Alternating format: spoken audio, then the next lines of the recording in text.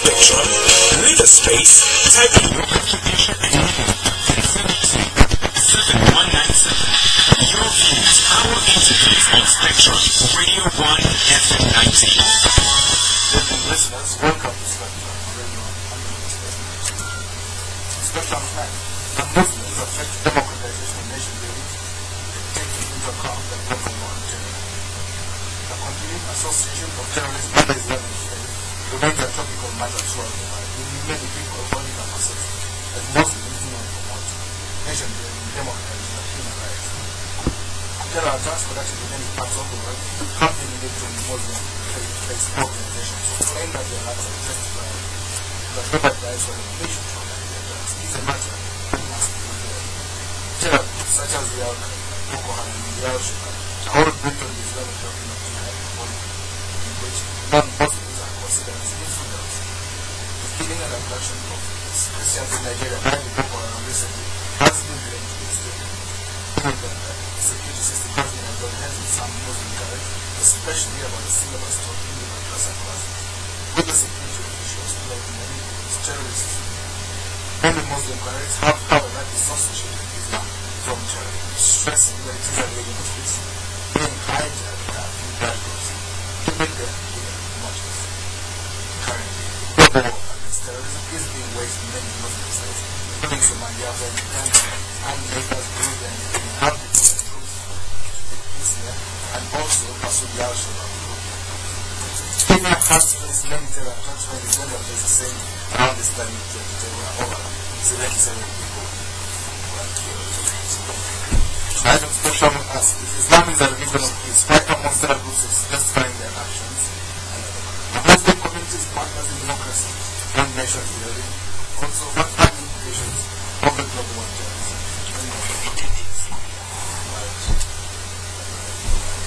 Our guests, Imam Mohamed Bashar, President of Islamic Affairs Council in MarylandUSA, and founder of the Civilization Council and Cooperation Foundation, and also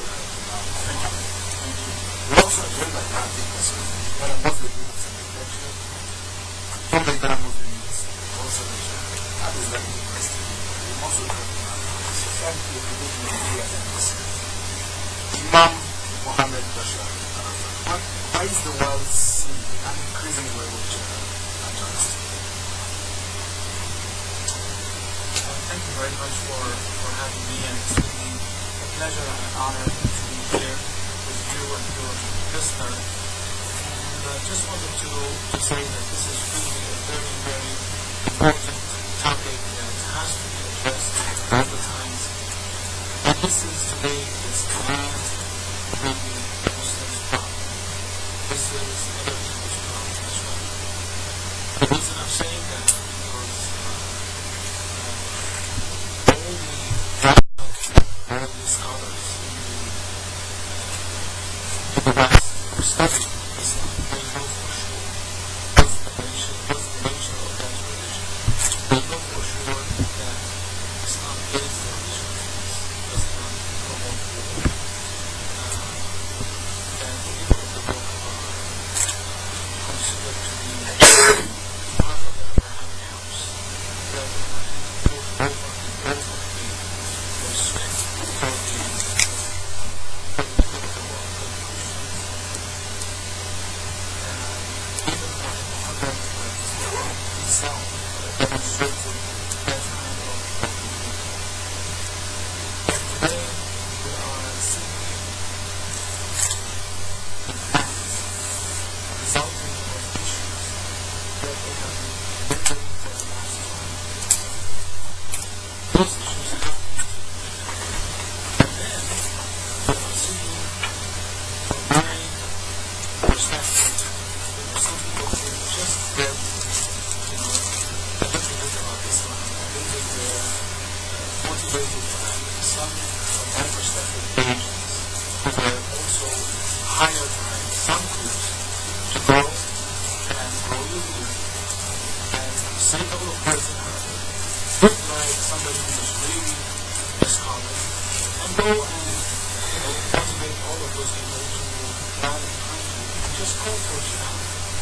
And just go and organize all of those people look at you 1, 2, 3, 4, and kill. And from my perspective, those people who are doing that are the wonderful excuse for those who are interested to see the war on terrorism continue. Because this is a wonderful business. This is a business-making issue. And this is, an interest for a lot of groups to see these kind of activities continue. Not only that, but what makes me so upset is to see the media showing all of those people, from Iddi to Uganda, leaders, to Mohamed in England, to Uganda, to all of these kind of things, who no one of them have a credible degree in Islamic studies of a credible institution. They are just a bunch of people who are calling themselves scholars, who are wanting to do whatever they want to do without consultation with the regular Muslim scholars and the wise people of the religion. Who are those people? And why the media is showing me that they are the representatives of Islam? Where are the scholars of Al-Azhar? Where are the scholars of the Arab world who are issuing time for the day statements that this has nothing to do with Islam? This is a big problem. Has to do with Islam, has to do with economical degradation of other nations that that have been suffering from war and ignorance. There are so many other issues and other problems that it is underneath. Without resolving those issues, we are not going to find a solution for the issue of terrorism. Number two, I need to have a credible media partner who really help me to show the people the truth, rather than showing a bunch of criminals who call themselves, to show them 24 hours on the media, over and over and over again, as if they are the representatives of Islam. I was in London transiting to come to Uganda. All the newspapers were talking about issues which is completely true, 100% true. About some people who are saying certain things and doing certain things in England, but they are not representatives of the true institutions of Islam that has been the leading voice in science, technology, harmony, intercultural understanding. Then you will see some big ones who migrated here or there, and they come here and they speak of authority Arabic, and they want to show the people in their communities that they understand the issues of Islam. And then you will have those cameras recording whatever they are saying and whatever they are doing. Which to me is just a criminal act. We have seen the same thing among some Christians who have done the same thing. You have them in Ireland, you have them in other groups. We have in America, domestic terrorists. Domestic terrorists. Also, by other groups who are not even Muslims. The same thing. But to me, Christianity, I have to take it from the true scholars of Christianity, not from some zealots who are doing certain things, and then they want to speak on behalf of Christians. The same way, I really wish that we can grow up to realize that if you want to know about Islam, go to the source and to the scholars, not to a bunch of criminals who call themselves defenders of Islam, and they are no more than criminals. Look at those who did whatever they did in Kenya. 49 killed. Is that an act of worship? This is crime. And we have seen these crimes repeated over and over again in the name of God, and God has nothing to do with all of that. So tribes to July. So there are not one issue.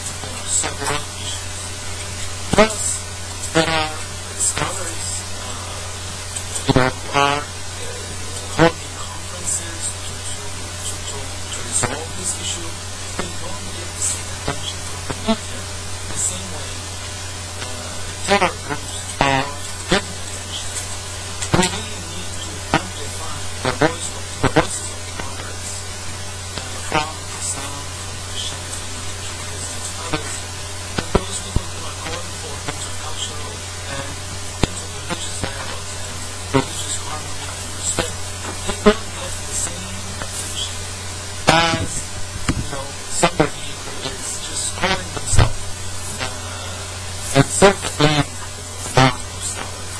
and do certain things, and then you will see the whole media is running behind him as if he is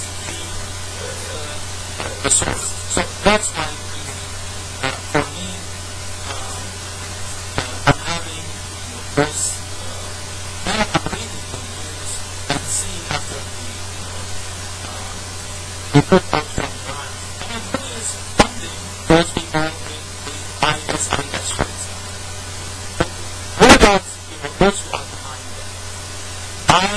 I come originally from Syria, and I have been living in the United States for 20 years. And I know that the Syrian people, for example, are completely against the rhetoric of let's kill the Christians, let's kill those, let's kill that. But my family, for example, called me and tell me the people here, they are saying that there has been so many people coming to fight, they speak different language, they speak different accent. Everybody knows that they are not from here. Who is bringing them there? Who is recruiting those terrorists from all over to come and fight in the north of Iraq, in the north of Syria, here and there? I mean, to me, this is really like a somebody is using somebody to make the name of Islam look bad, or others will do certain things in the name of Christianity. But I know that the issues of Islam is completely different from what's happening in Ireland when Catholic kills Protestant and Muslim kills Catholic. I know that this is nothing to do with the true word of Yusuf. Terrorism, this is a disease, exists in all religions when the people use the word of God to justify their own action. Now, because of this was the kind of situation, do we see what a situation that is now Islam? Thank you very much.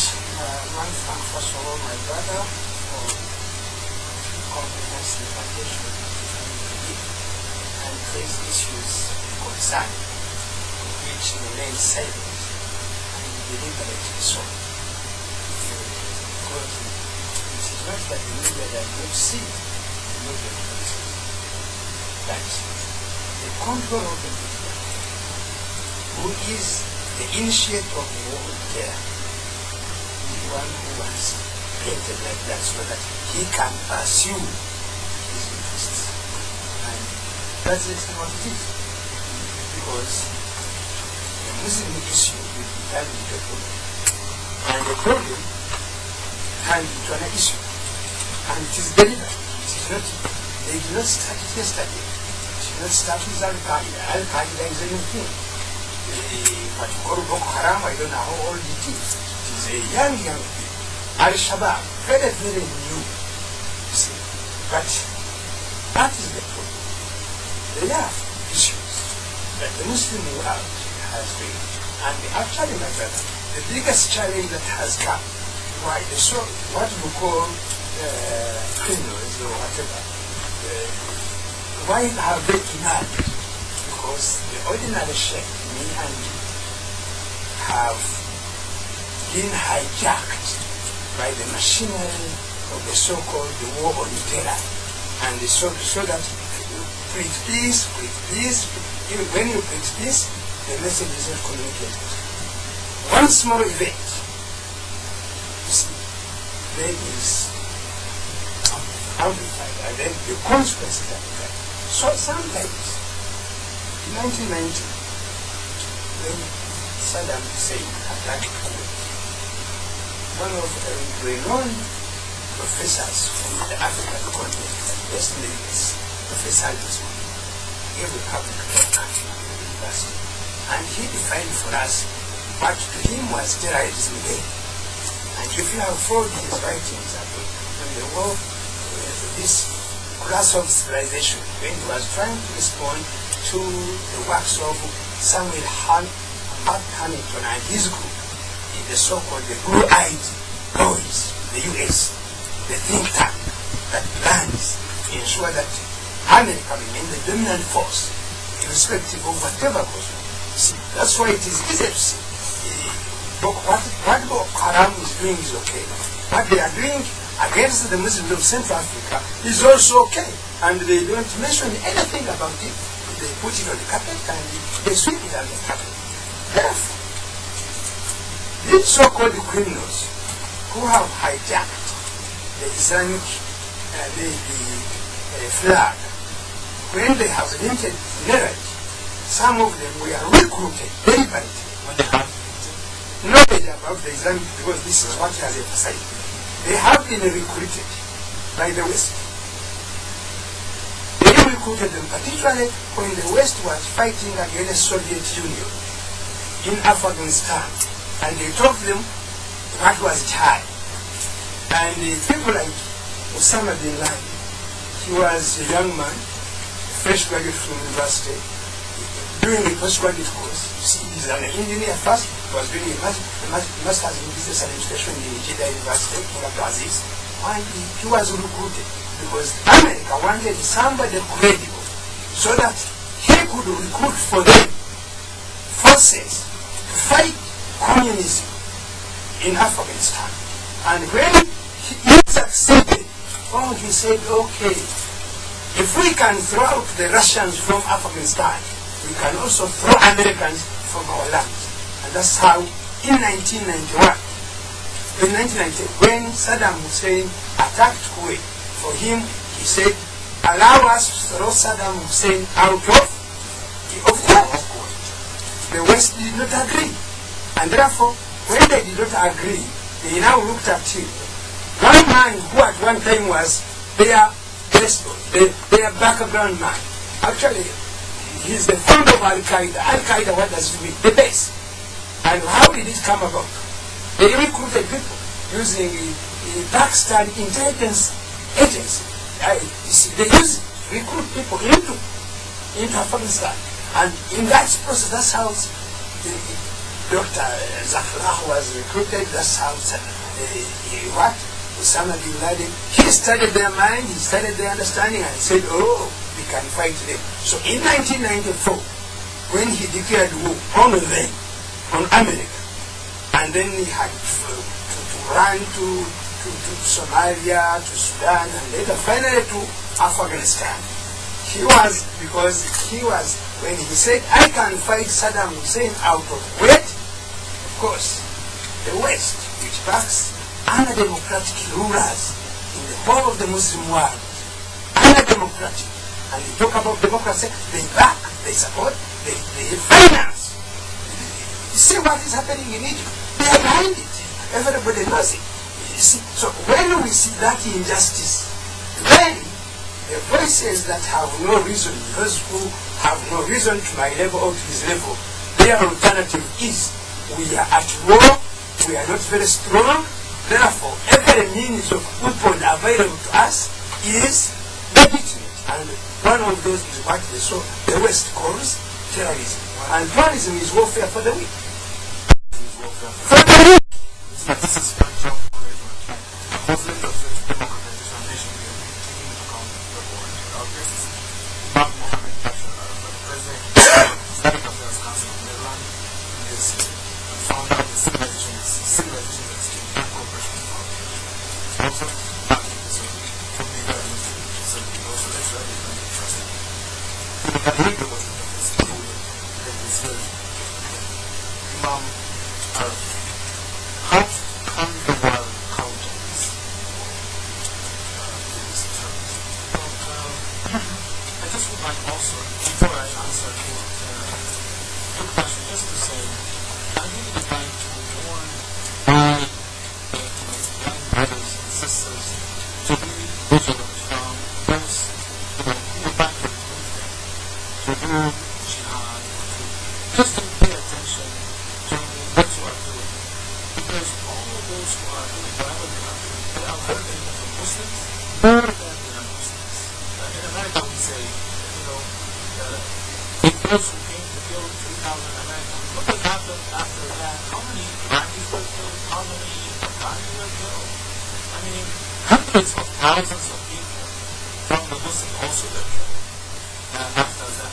What are you doing? So, I mean, truly, doing things for the sake of Islam and Muslims, you are hurting also the Muslims way more. And you are causing hate all over the world toward your people when others, are calling you as a terrorist, and your religion is a religion of terrorism. So I just wanted to say that to my brothers and sisters in Uganda. Please be vigilant and go back to the source of the Quran and see how you change your issues and problems.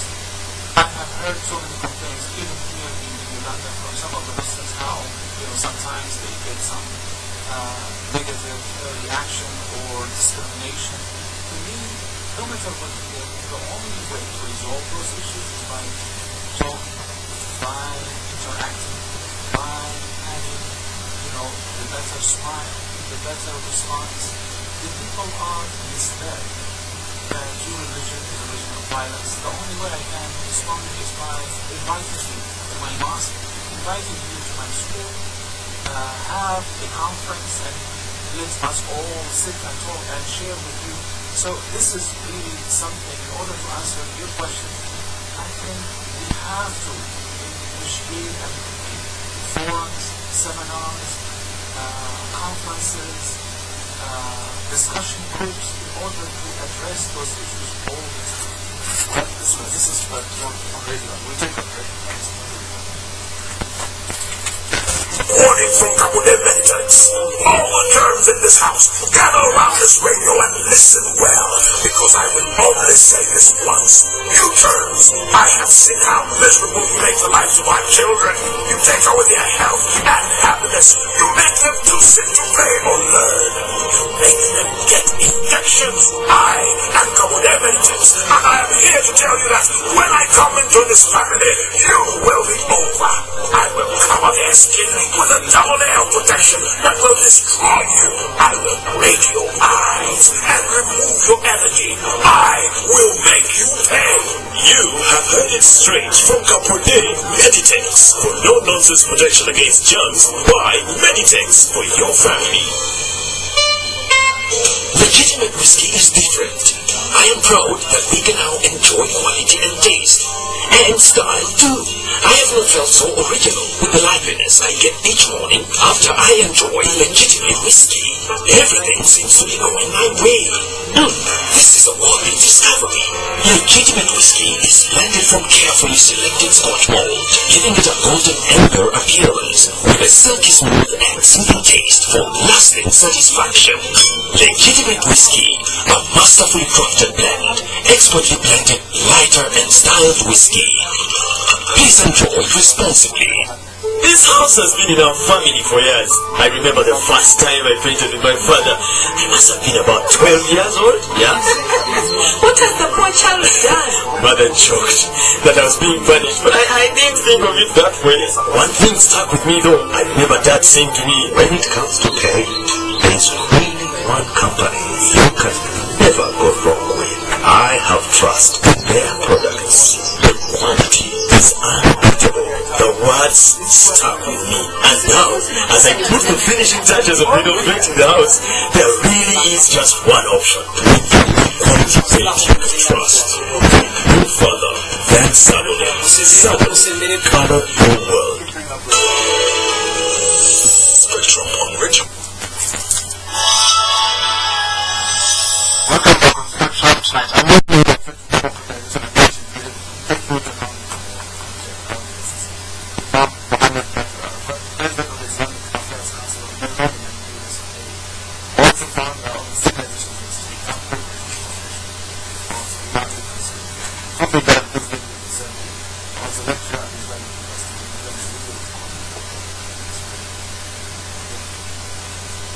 Imam, first of all, Imam saying that these people are terrorism is a weapon of speaking that they are against terrorism. If terrorists have a legitimate agenda, should we call them into a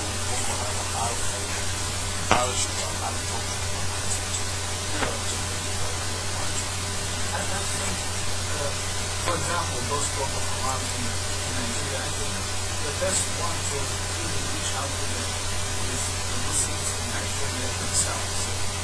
and to have that kind of dialogue, and to make it clear for them that what they are calling for is completely against the teachings of the Quran and the religion of the Prophet. They are saying that those girls, for example, or Western education is haram, is forbidden, you should not send your kids to school. This is a call against the Quran. Good, because the Quran is calling for knowledge. And even the Prophet said when it comes to knowledge, seek knowledge even when it's in China. Back then, during the life of the Prophet, China was not a place where you learned religion. It was a place where you learned other worldly things. That shows when it comes to this world, not only Muslims who are the only one who have knowledge. When the Prophet passed away, the Muslims went out of Arabia and they started translating the books and the works of the Indians and the Romans and the Greeks into Arabic. That's how we ended up with a wonderful Islamic civilization that after they refined everything, they translated, they added more, and they passed it to Europe. So go and look at Spain, Al-Andalus in Spain, in Cordoba, and go to look also at Sicily and Italy, and see how those were gateways for science, for the beginning of technology, for math, for medicine, for physics, for theology, for philosophy. That's documented even by the non-Muslims more than the Muslims.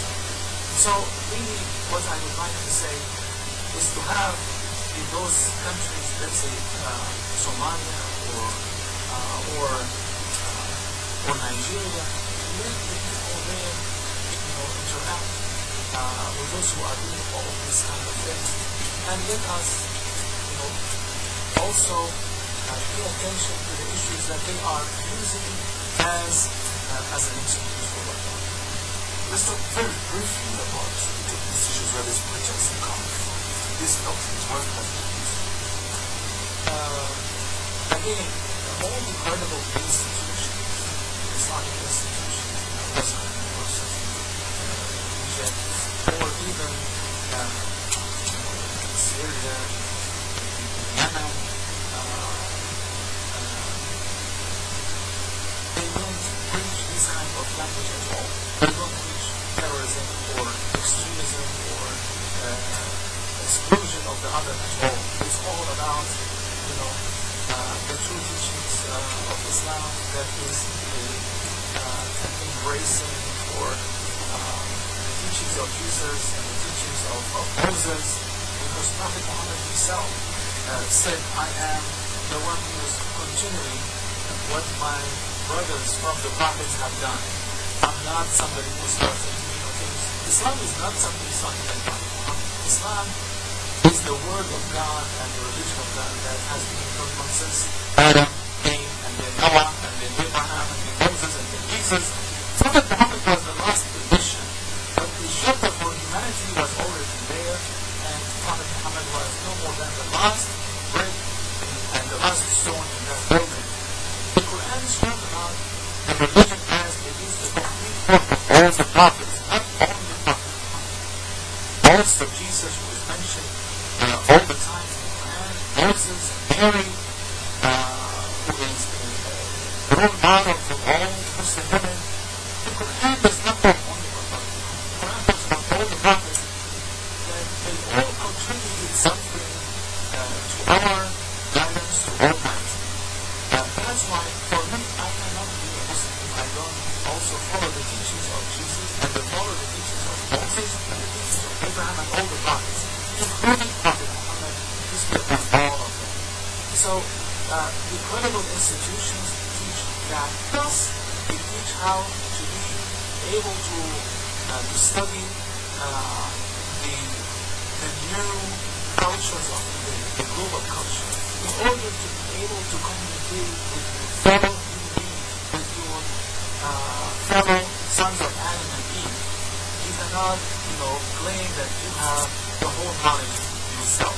So this is also another thing I always speak about, the importance of developing curriculums of the scholars and imams and the creatures in order to be always compatible with the global culture that is growing. Because if you don't travel, if you don't interact with people in Europe, with people in America, with people in Asia, you think Islam is only what's in Uganda. What do the Mandela says? Well, you see, the issue is not about your institutions. We have to have God.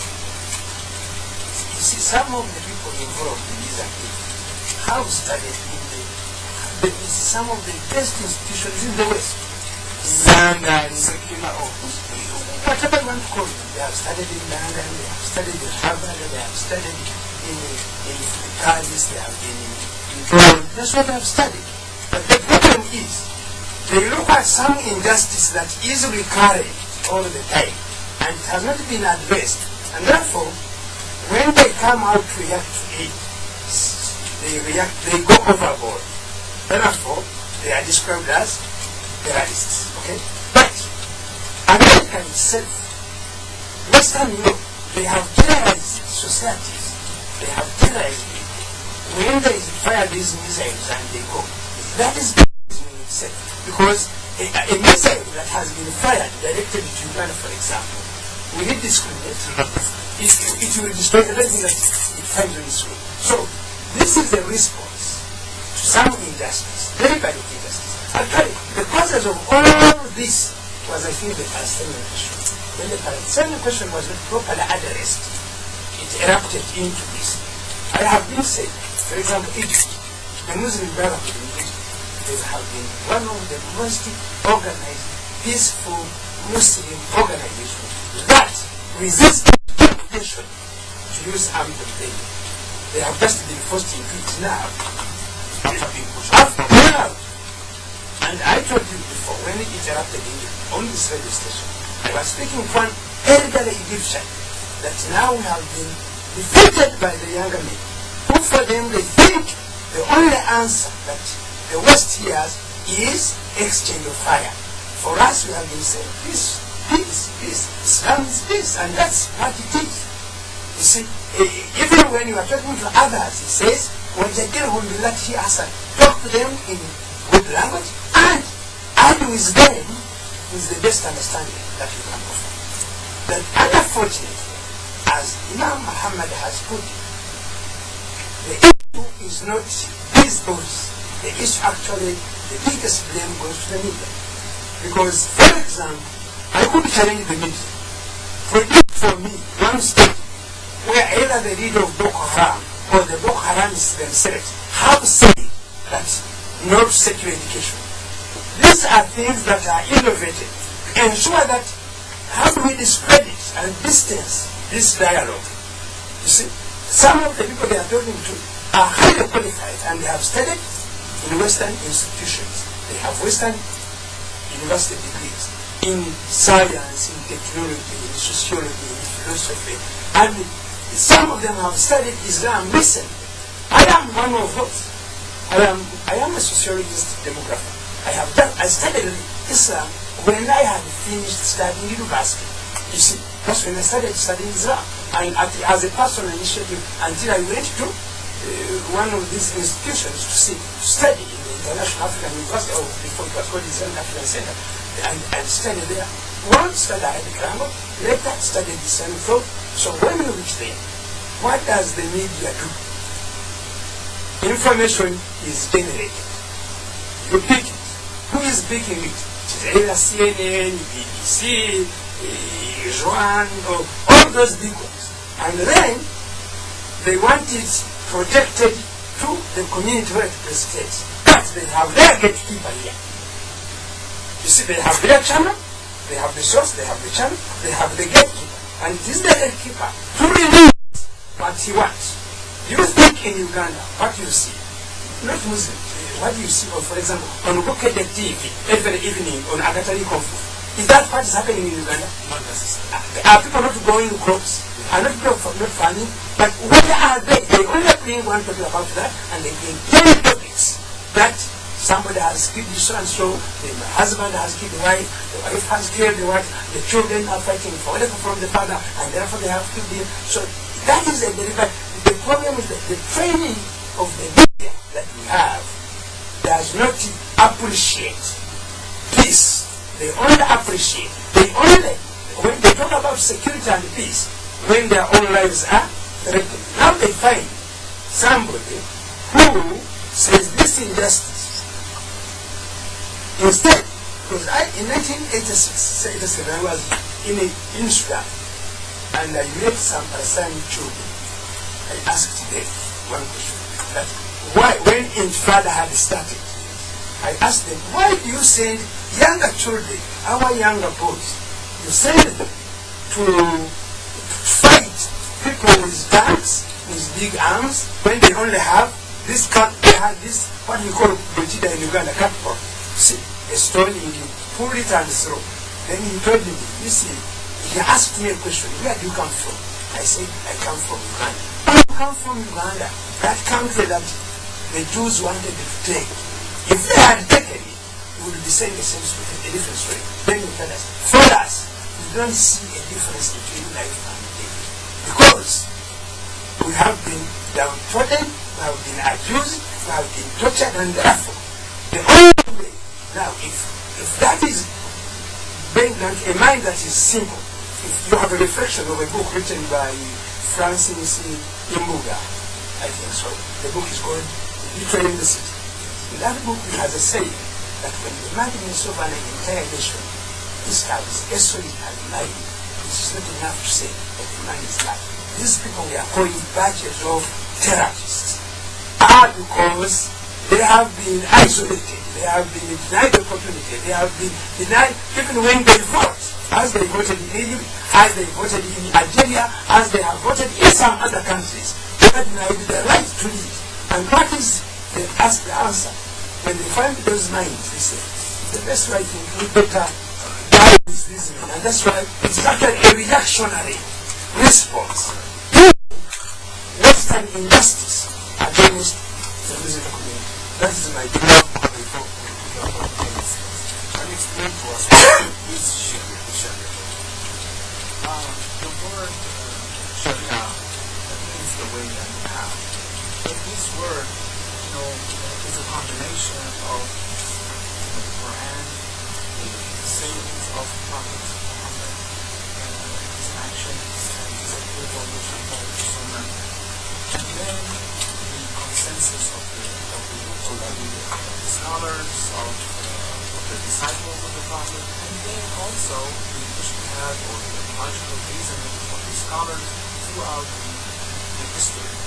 So really, this is a very, huge word today for people to say, when I hear, they don't apply Sharia, what the West understand, and people in America or in Europe, they think right away stoning to death, or cutting hands, and, killing people. That's what they understand from Sharia.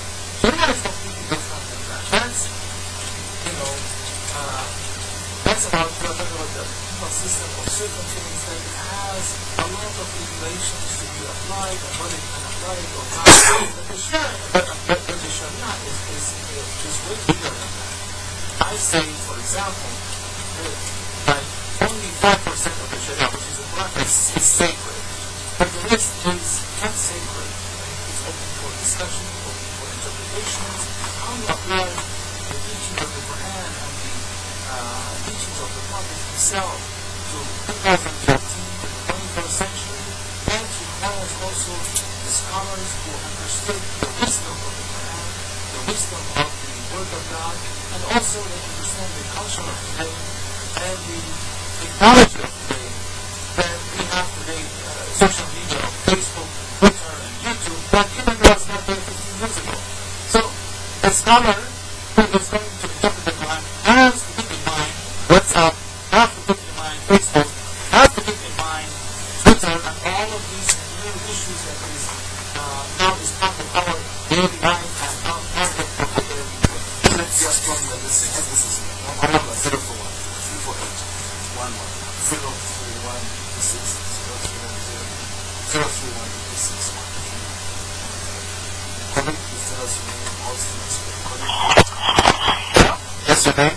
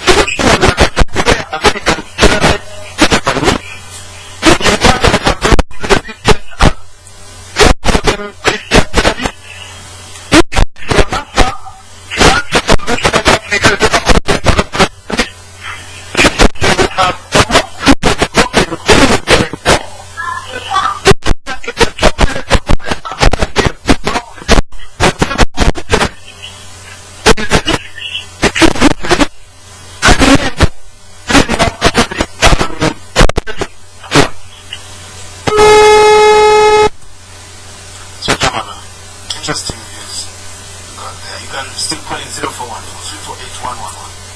041. Yes, your name? Hello? This is just a radio. Your name? Yes, my name is Mohamed. Yes, sir. I appreciate the caller. You some people are talking about terrorism and why they need it. Say every religion can have terrorism. No Christianity has money, no popular Islam, and then they are also Islam. And the whole of it is coming from Islam content. And Mr. Kasozi said that the media thinks only the distance the country. You know, media thinks that what the media thinks is it untrue. For example, it's true that it's happening in Nigeria, in all those other places. The those things are happening, and I think it's because of the Islam is controlled in a manner that it should not present problems for Christianity. They are doing it, but then the Christians themselves come up and say, no, this is wrong. Your name?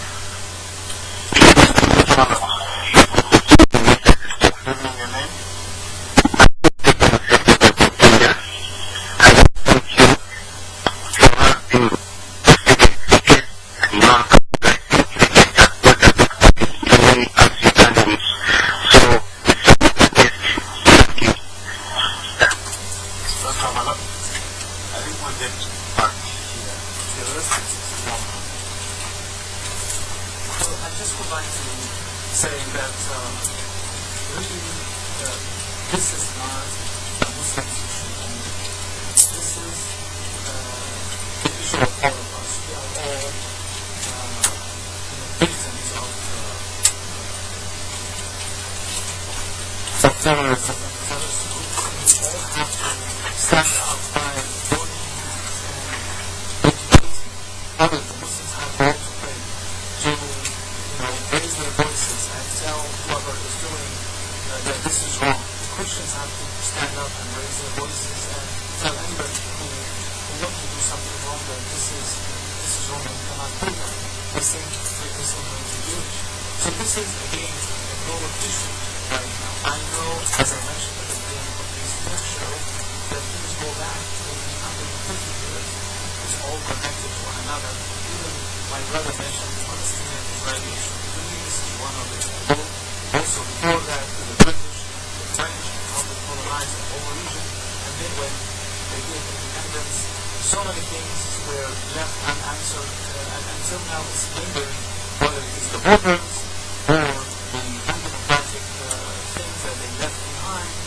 So, that's why I'm saying this is really a bigger issue. But today, we cannot just blame the past and say, this is a Palestinian-Israeli issue or the Americans or the British. I understand our past is full of things we don't like. But my concern is today and tomorrow. Really, my concern is tomorrow how we can bring together, how we can go in hand and have an honest discussion, not only for the Muslims, but also for the Christians and other religions, that this is a human problem, not only one religion, because as the caller said, people from all religions at one point in time, they twisted the word of God and they did some militant act and violent act to justify their action. And this is completely wrong. But again, this is something that has to be addressed on a global level with all religions and address the issues that has been leading us here. Because now we are living in a completely different world and a new world that we are all connected together, different than even 20 years ago. Maybe somebody talked about language. The issue is not about language. Because sometimes when somebody speaks Arabic, they say he has spoken Islam. Whereas Arabic is a language which has long history, like any other language.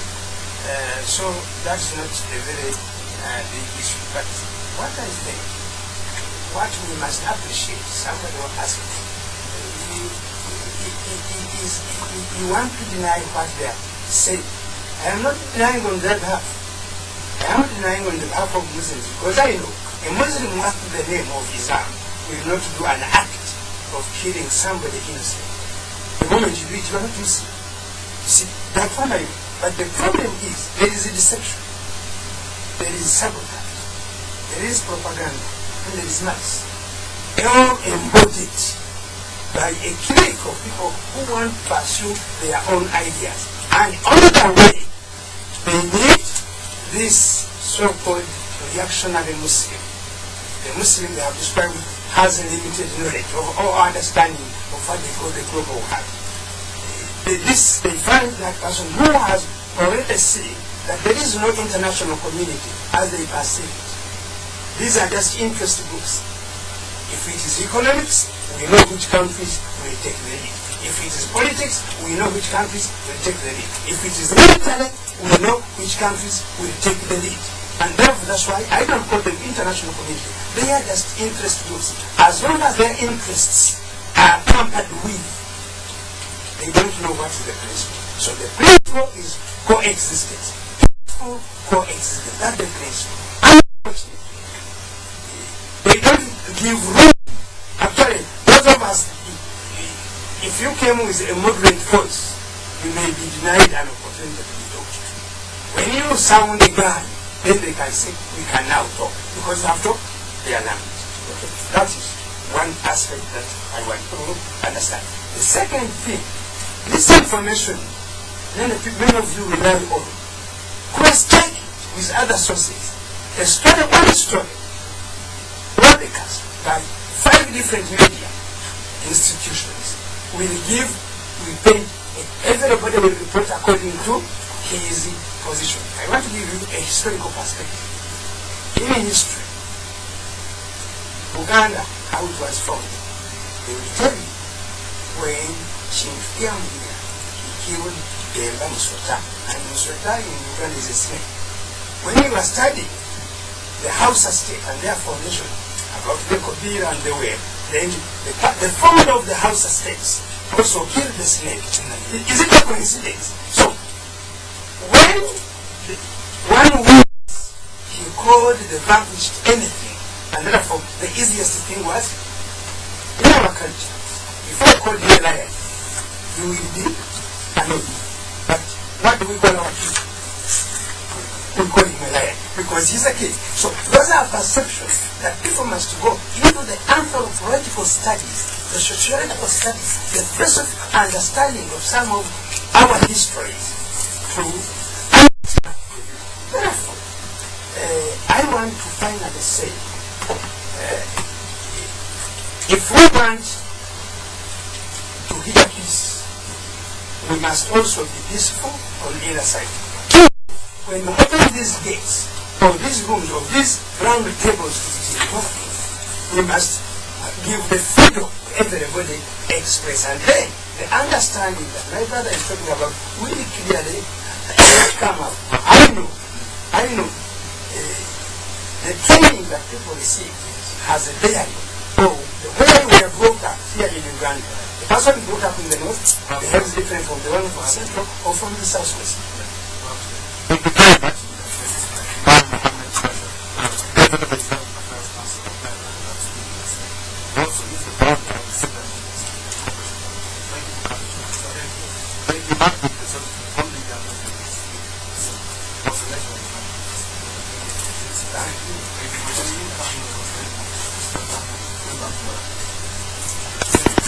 There's the soccer fan, and there's the die-hard soccer fan. The one who talks football when he walks. The one who talks football when he eats. The one who talks football